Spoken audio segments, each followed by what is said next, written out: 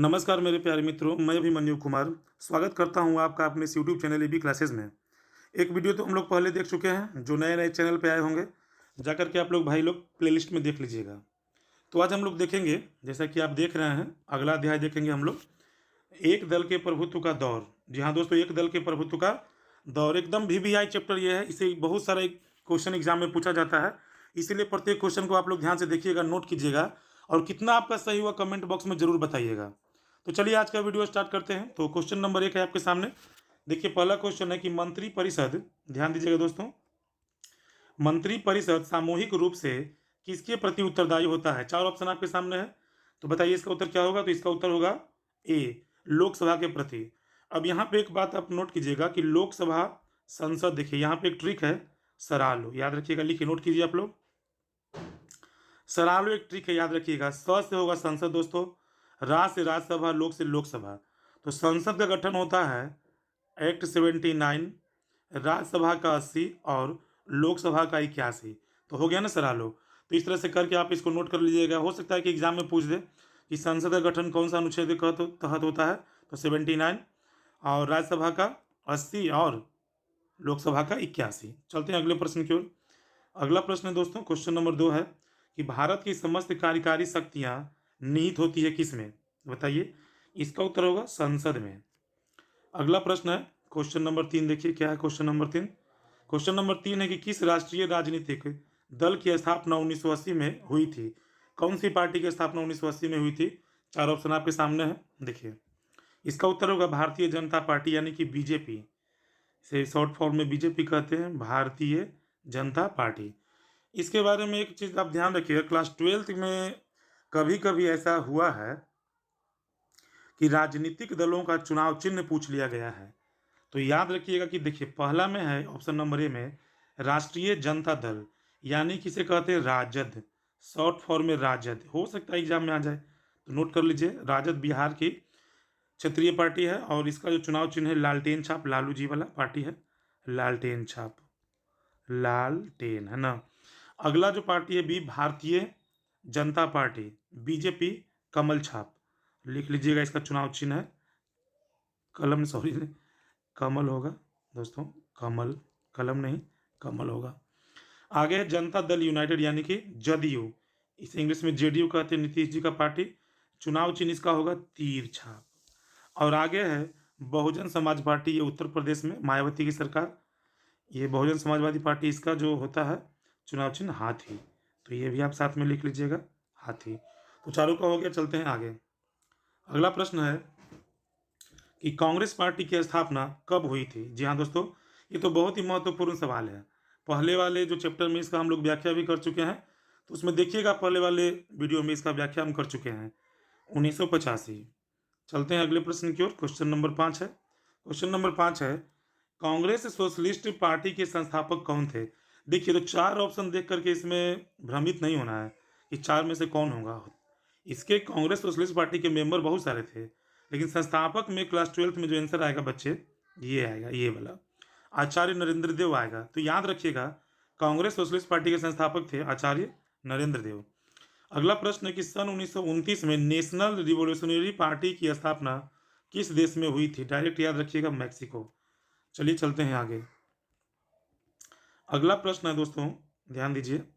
अगला प्रश्न है कि प्रथम लोकसभा चुनाव में, अच्छा ये बताइए आप लोग कमेंट में कि प्रथम लोकसभा चुनाव कब हुआ था?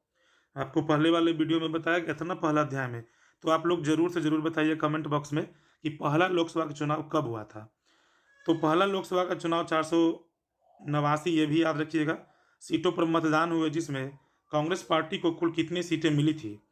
वीवीआई क्वेश्चन है, नोट कर लीजिएगा, वीवीआई क्वेश्चन है, 100% चांस है एग्जाम में आने का। तो इसका उत्तर होगा 364। जी हाँ दोस्तों, कांग्रेस को 364 सीट प्राप्त हुआ था। चलते हैं अगले प्रश्न की ओर। क्वेश्चन नंबर 8 है दोस्तों, ध्यान दीजिए। क्वेश्चन नंबर 8 है कि भारत के पहले आम चुनाव में दूसरे स्थान पर, जी हाँ दोस्तों, दूसरे स्थान पे कौन सी पार्टी थी? उत्तर होगा कम्युनिस्ट पार्टी। दूसरे आम चुनाव में सबसे बड़ी कौन सी राजनीतिक पार्टी उभर कर सामने आई? तो बताइए इसका उत्तर क्या होगा? इसका उत्तर होगा कम्युनिस्ट पार्टी। देखिए आ गया ना आपके सामने प्रश्न कि दूसरा आम चुनाव भारत में किस वर्ष हुआ? आपको अभी बताए थे ना कि पहला आम चुनाव के बारे में हम बताए थे तिथि। तो पहला आम चुनाव कब हुआ था ये अभी भी नहीं बताएंगे, आप लोग जरूर बताइएगा। तो दूसरा आम चुनाव हुआ था 1962 में। चलते हैं अगले प्रश्न की ओर। Question number 11। क्वेश्चन नंबर 11 है दोस्तों कि तीसरा आम चुनाव भारत में कब संपन्न हुआ? बस आप इसे ध्यान से देखते रहें, सीट जरूर लगाइए, रोज लगाइए, चैप्टर वाइज बताते जा रहे हैं बाबू, जरूर इसको ध्यान से सुनिएगा और समझिएगा। अगर अच्छा लगे तो दोस्तों के बीच में इसे जरूर शेयर कीजिएगा। तीसरा आम चुनाव भारत में कब संपन्न हुआ? जल्दी से बताइए इसका उत्तर क्या होगा? तो इसका उत्तर होगा दोस्तों 1962। अगला प्रश्न है, ध्यान दीजिए, अगला प्रश्न है क्वेश्चन नंबर 12 कि भारत का संविधान 26 नवंबर 1949 को तैयार हुआ। अब यहाँ पे एक चीज हम लोगों को ये भी याद रखना पड़ेगा, जरा ध्यान दीजिए।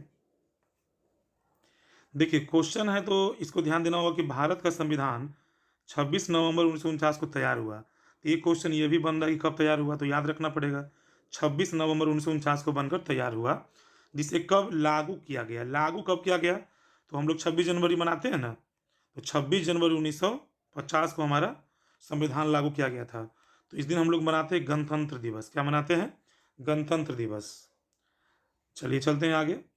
अगला प्रश्न है क्वेश्चन नंबर 13 कि भारत में चुनाव आयोग का गठन जनवरी 1950 में हुआ, जिसके प्रथम चुनाव आयुक्त कौन थे? चुनाव कराने के लिए हमारा देश 15 अगस्त 1947 को आज़ाद हुआ। उसके बाद भारत में चुनाव करवाने थे, जिसके लिए जनवरी 1950 में चुनाव आयोग का गठन किया गया। और इसके पहले जो चुनाव आयुक्त थे दोस्तों, सुकुमार सेन। अगला प्रश्न है कि प्रथम लोकसभा चुनाव में कितने मतदाता भारत में थे? जी हाँ दोस्तों, डाटाबेस क्वेश्चन, इसको याद रखिएगा, रख लीजिएगा अच्छे से। इसका उत्तर होगा, चलिए बताइए क्या होगा इसका उत्तर? 17 करोड़। जी हाँ दोस्तों, 17 करोड़। चलते हैं अगले प्रश्न की ओर। क्वेश्चन नंबर 15, भारत का प्रथम चुनाव किस वर्ष संपन्न हुआ? भारत का प्रथम चुनाव किस वर्ष संपन्न हुआ? अभी आपसे पूछे थे ना कि कब हुआ था, तो इसका उत्तर होगा 1952। अगला प्रश्न है कि संविधान सभा के प्रारूप समिति के अध्यक्ष कौन थे? जी हाँ दोस्तों, प्रारूप समिति के अध्यक्ष कौन थे? VVI क्वेश्चन है, एकदम जरूर इसको रट्टा मार लीजिएगा। तो इसका उत्तर होगा डॉक्टर भीमराव अंबेडकर। अगला प्रश्न है कि साम्यवादी समूह का उभार भारत में कब हुआ? साम्यवादी समूह का उभार भारत में कब हुआ? इसका उत्तर होगा 1920। नोट कर लीजिएगा कि भारत में असहयोग आंदोलन की शुरुआत 1920 में हुई थी और सविनय अवज्ञा आंदोलन की शुरुआत 1930 में हुई थी। चलते हैं अगले प्रश्न की ओर। अगला प्रश्न है कि भारतीय जनसंघ के संस्थापक अध्यक्ष, भारतीय जनसंघ के संस्थापक अध्यक्ष कौन थे दोस्तों? इसका उत्तर होगा doctor Shyama Prasad Mukherjee, option number D. अगला प्रश्न है भारत के प्रथम चुनाव में, जी हाँ दोस्तों, भारत के प्रथम चुनाव में चुनाव आयोग को संपूर्ण देश में कितने विधायक और सांसदों हेतु मतदान करवाना था? अब ये सब कुछ बिना ध्यान से देखे हुए याद होने वाला है ही नहीं।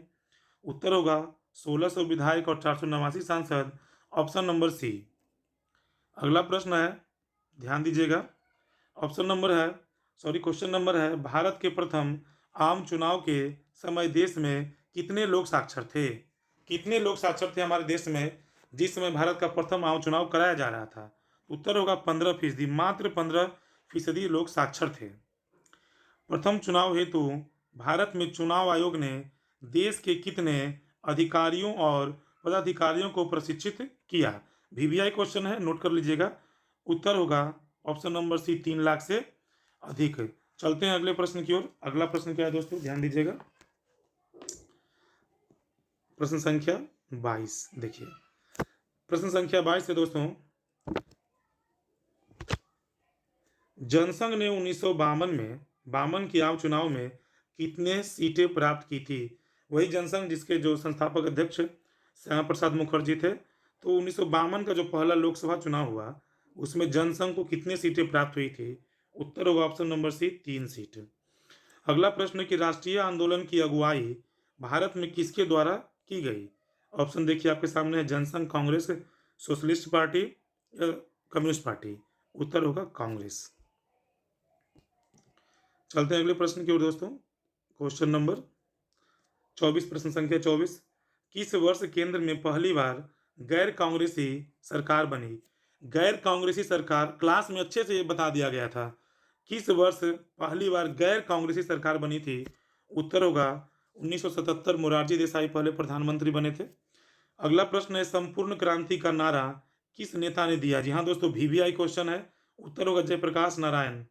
संपूर्ण क्रांति का नारा जयप्रकाश नारायण ने दिया था। डॉक्टर श्री कृष्ण सिंह बिहार के पहले मुख्यमंत्री हैं। राजेंद्र प्रसाद भारत के पहले राष्ट्रपति हैं। देखिएगा आगे अगला प्रश्न है, प्रश्न संख्या 26। प्रश्न संख्या 26 है कि एकल पार्टी के प्रभुत्व के बारे में यहाँ कौन सा कथन गलत है। आप लोग चारों क्वेश्चन को देखिए ध्यान से, बताइए उत्तर क्या होगा। उत्तर होगा ऑप्शन नंबर बी, जनमत की कमजोरी के कारण एक पार्टी का प्रभुत्व कायम हुआ। कॉपी कलम लेके बैठिएगा, सारे क्वेश्चन को जरूर से जरूर नोट कीजिएगा। अगला प्रश्न है क्वेश्चन नंबर 27, देखते हैं क्या है। 27 नंबर क्वेश्चन है कि निम्न कथनों में कौन सा कथन सही है। अभी देखिए चारों ऑप्शन है, बताइए उत्तर क्या होगा। चार ऑप्शन आपके सामने है, तो इसका उत्तर होगा ऑप्शन नंबर डी।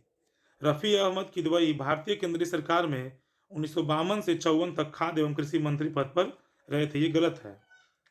चलते हैं अगले प्रश्न की ओर। अगला प्रश्न है, भारत में निर्वाचन आयोग का गठन कब किया गया। अभी आया था ना क्वेश्चन, सेम क्वेश्चन था। उत्तर होगा 1950।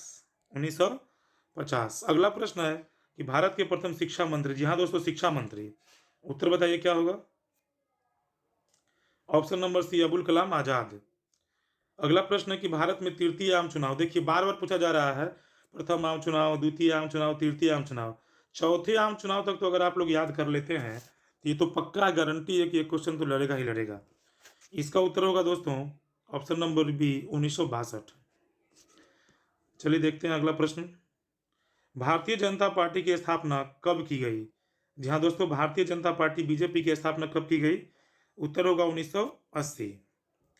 अगला प्रश्न है कि इस समय भारत में कौन सी दलीय व्यवस्था मौजूद है। कौन सी दलीय व्यवस्था इस समय भारत में है, तो बताइए क्या होगा।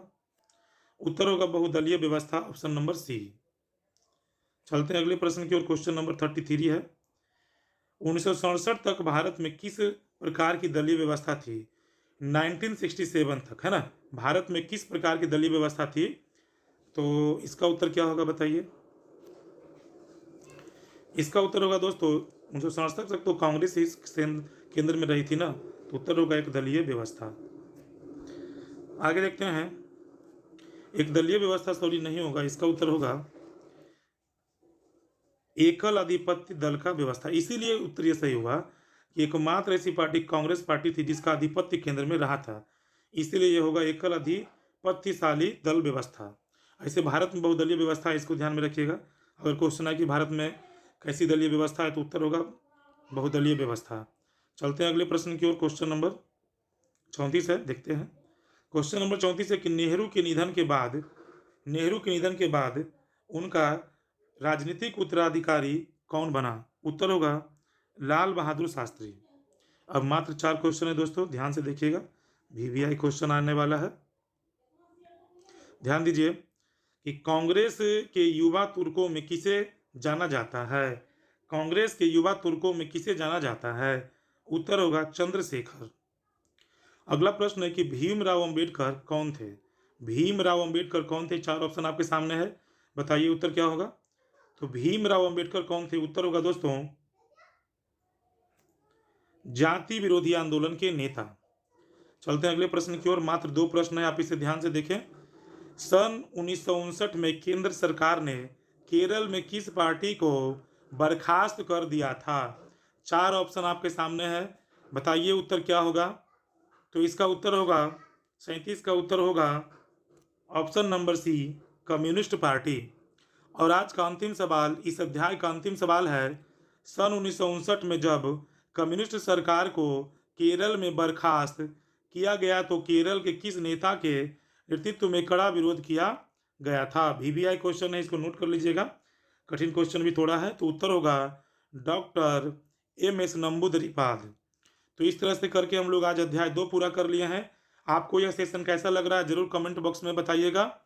तो आज के लिए इतना ही दोस्तों।